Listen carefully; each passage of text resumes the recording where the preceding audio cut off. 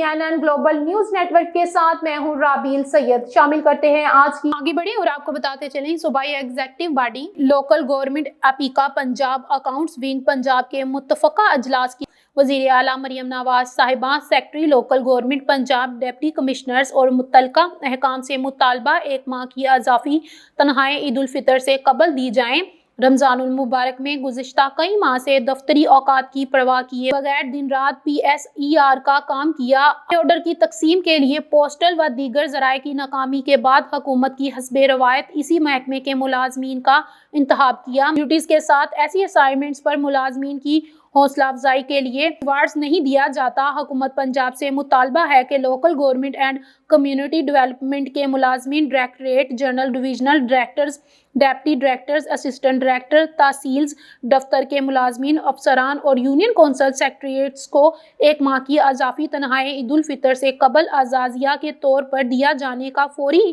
ऐलान किया जाए ताकि मुलाजमीन की हौसला अफजाई हो सके। इजलास में मियां हसन सईद सूबाई सदर, यूसुफ कमाल जनरल सेक्रेटरी, मलक शाहिद, मुजम्मिल अहमद नायब सदर, सरफराज अहमद सीनियर नायब सदर अपीका लोकल गवर्नमेंट पंजाब, इसके अलावा local government accounts wing Punjab के सदर शाहिद इबासी, सीनियर नायब सदर नासिर अहमद अफगानी, जनरल सेक्रेटरी फरहा सुल्तान जुल्फी, मंजूर अहमद, फाइनेंस सेक्रेटरी और दीगर सीनियर ओहदेदारान ने शिरकत की।